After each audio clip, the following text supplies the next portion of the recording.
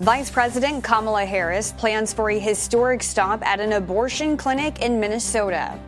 And the man who lived most of his life in an iron lung passes away.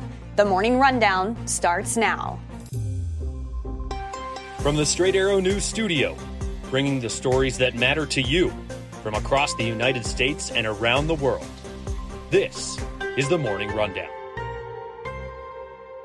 Today is Thursday, March 14th. Thank you for joining us. I'm Kara Rucker.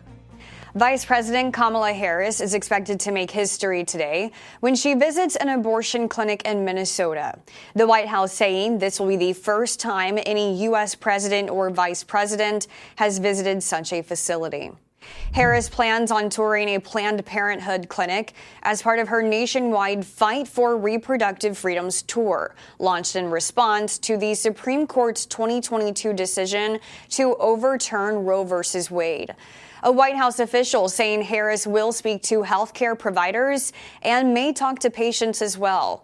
After the Supreme Court's ruling, Minnesota, along with several other states, passed laws protecting abortion rights. Harris is expected to address how Minnesota has been affected by abortion bans in nearby states. Sources telling NBC News the exact location of the clinic Harris will be visiting has not been released yet due to concerns over protest. This will be the vice president's sixth stop in her tour, which kicked off in January on the anniversary of Roe v. Wade. A federal judge will hear arguments today from members of former President Donald Trump's legal team on why they believe his classified documents case should be dismissed. Trump is expected to be in the Florida courtroom for the hearing. Trump's legal team claims he was allowed to have the records in his possession protected under the Presidential Records Act. Special counsel Jack Smith's team argues the act does not apply to classified and top-secret documents. Trump's team is also expected to argue the part of the Espionage Act related to retaining national defense information is unconditionally vague when applied to the former president, which the special counsel refutes as well. Earlier this month, the judge heard arguments from both sides about setting a trial date. It's not known when the judge will make her rulings on the case. The federal gun case against Hunter Biden now has a tentative trial date. The judge says she plans to start the trial on June 3rd. The president's son has been charged with possessing a gun while using narcotics and allegedly lying about his drug use when he bought it. Hunter Biden's team and prosecutors believe the trial in Delaware is expected to last a maximum of 9 days. A separate trial on tax-related charges in California is set for June 20th. Hunter Biden has pleaded not guilty to all charges. As the Israeli military prepares for a major offensive in Rafah, it says it has plans to move a significant portion of the 1.4 million people living in Gaza's southernmost city before the operation begins.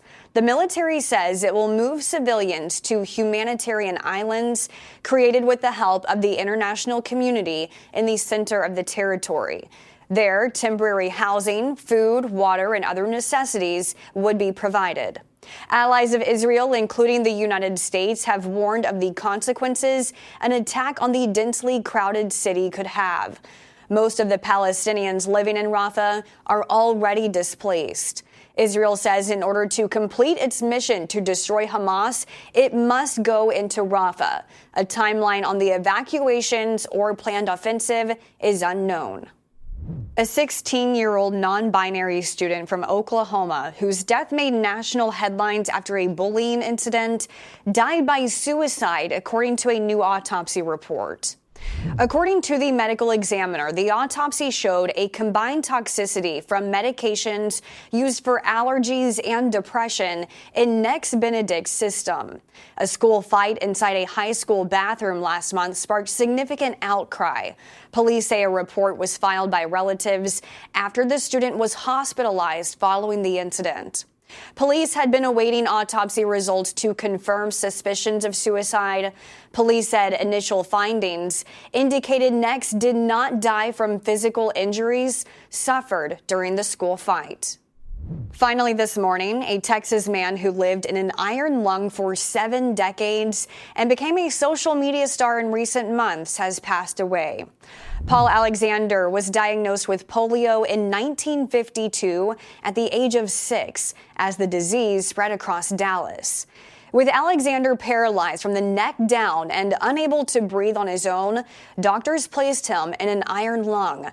Defying expectations, he graduated college, earned a law degree, and practiced as an attorney for 30 years. He also wrote an autobiography.